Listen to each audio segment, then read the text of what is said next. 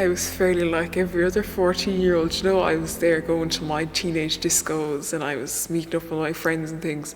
And I was in third year at the time, so I kind of been nose to the grindstone for a few months previous for my mocks and things.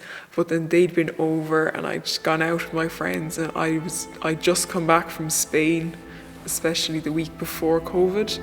So it was like I was really going out and being everywhere and out doing everything all at once. And then it was a real change when COVID happened, because there was nothing. There was no music, no taekwondo, no swimming.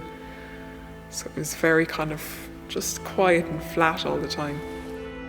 We were actually told before everyone else, because there was a teacher in our school who had a friend in the department. So we found out like 2 or 3 hours before everyone else that we were going to have the extra 2 weeks before like the Easter holidays, whatever. Yeah, I think maybe a lot of young people like myself, you know, we were confused. I mean, nobody knew what was going to happen, and you know, there was kind of, I suppose, a lot of kind of negativity maybe put on the younger people, you know, if they were partying or, you know, meeting with friends and things like that. And you know, I kind of wanted to play my part, but I kind of felt motivated also to stick to these guidelines. And I do think most young people did, you know. We wanted to see an end to this just as much as everybody else did, you know. When COVID came around, I don't think we expected it to be as big as it was, you know. We were kind of thinking maybe 2 weeks and we'd be out the other side of it, but yeah, it was quite a shock, all right. And then that December we organised a Christmas party for S Club. It's a youth club for children with special needs. And it was really good because they hadn't met all through the pandemic. So we organised activity packs for them as well. I think that went down really well because it was a good opportunity for them, and it was a good opportunity for us to put our leadership skills back into practice. Yeah, it was that Christmas, myself and Maeve, Thomas brought it up to us and we were like, yeah, sure, we'll do it. So yeah, we were organising the Christmas party for them, because you know, at that stage they hadn't seen anyone at all, whereas like, you know, we could have gone out for a walk, like they mightn't have had that opportunity. So it was nice for them to, even though it was over Zoom, it was just nice for them to see each other again and like talk to each other again. And some of them were immunocompromised as well, so they weren't leaving the house very much, and none of them had met each other in so long. And it's a real source of support for them as well, I feel. So it was nice to be able to help them as best, and their parents especially were very grateful to us for the work we were doing too. So I decided to volunteer, I suppose, in the Ennis vaccination centre.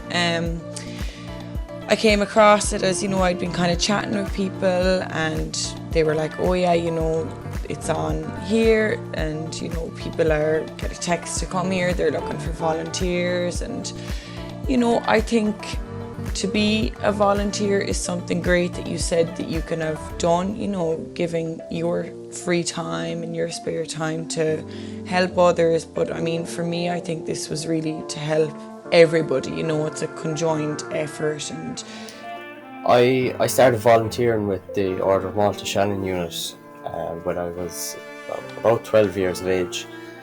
I'd seen them at a couple of events around the town, and actually at their annual mass they have each year, I spotted all of the emergency vehicles and a few people my own age in the uniform as well, so that caught my attention, and I looked into how I could join them, and I've been there since. Yeah, so you'd sign up kind of online for the shifts that suited you, which was also great. I mean, that's super flexible, so you could sign up for as many as you wanted, as little as you wanted, and basically you'd come in. It was very chill and relaxed, you know, it was so nice. The atmosphere was always, you know, so great there, and it was so positive to be there. It was actually a really uplifting place when you went there, although some people, you know, were scared and of course, you know, maybe had their doubts about things, but, you know, essentially I guess we were there to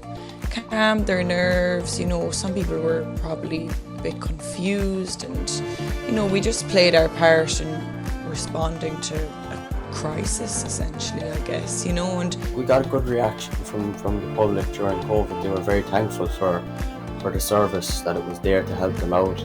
There's a lot of people in the town that availed of the service for attending appointments, you know, when it was hard for, say, you know, their family members maybe weren't in a position to take them to appointments, or they were struggling to get to the appointments and things like that. So through like volunteering, I've kind of been able to see that, you know, not everyone like has had the same opportunities, or like not everyone deals with things the same way. So like I was having the time of my life at home during the lockdowns, but then I know like even within my family that, you know, like not everyone had the same view of it. So, you know, just through the volunteering, like I've been able to like help people, and like it's shown like, you know, that everyone kind of should be and can be a little bit kinder to everyone else, and that it just makes, like, you never know what's gonna like make someone's day better. Like, you don't know what they're going through, so why would you give them a hard time when you can actually be nice to someone, or like, you know, say hi to someone you pass on the road going for your walk. You know, it could just make their day a little bit better.